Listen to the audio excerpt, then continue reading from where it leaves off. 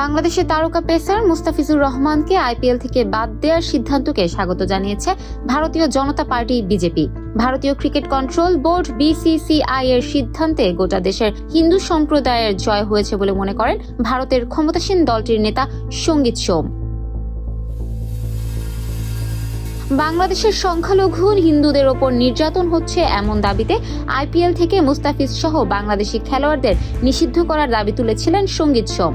বাংলাদেশের পেসারকে দলে নেওয়ায় কলকাতা নাইট রাইডার্সের কর্ণধার শাহরুখ খানকে গাদ্দার বা বিশ্বাসঘাতকও বলেছিলেন তিনি। শনিবার সকালে বিসিসিআই এর সচিব দেবাজিৎ সাইকিয়া জানান, মুস্তাফিজকে বাদ দিতে কলকাতা নাইট রাইডার্সকে নির্দেশ দেওয়া হয়েছে। এরপর কলকাতা নাইট রাইডার্স এক আনুষ্ঠানিক বিজ্ঞপ্তিতে জানায়, বিসিসিআই এর নির্দেশনায় তারা মুস্তাফিজকে 2026 আসরের দল থেকে ছেড়ে দিয়েছে। বার্তা সংস্থা এএনআই-কে সঙ্গীত সোম বলেন, 100 কোটি সনাতনী ভারতীয়দের প্রতি লক্ষ্য রেখে বিসিসিআই এর এই সিদ্ধান্তের জন্য ধন্যবাদ। আমরা গতকাল বলেছিলাম এই বিষয়ে পদক্ষেপ নেওয়া হবে, কারণ 100 কোটি মানুষের আবেগ অনুভূতিকে হেলাফেলা করা যায় না। এটা গোটা দেশের হিন্দুদের জয়।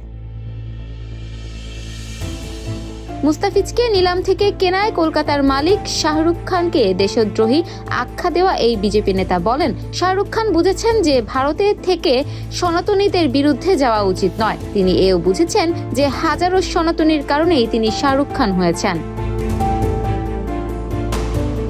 উল্লেখ্য, আইপিএল এর 8টি আসরে 5টি ভিন্ন দলের হয়ে খেলেছেন মুস্তাফিজ। 2026 আসরের নিলামে চেন্নাই সুপার কিংস এর সঙ্গে তুমুল লড়াইয়ের পর তাকে 9 কোটি 20 লাখ রুপিতে কিনেছিল কলকাতা নাইট রাইডার্স। কিন্তু মুস্তাফিজের খেলা নিয়ে গত কিছুদিনে নানা বিতর্কের খবর ভারতীয় সংবাদ মাধ্যমে উঠে আসে, যার জেরেই মূলত মুস্তাফিজের আইপিএল খেলা হচ্ছে না। Desk report, campus Times.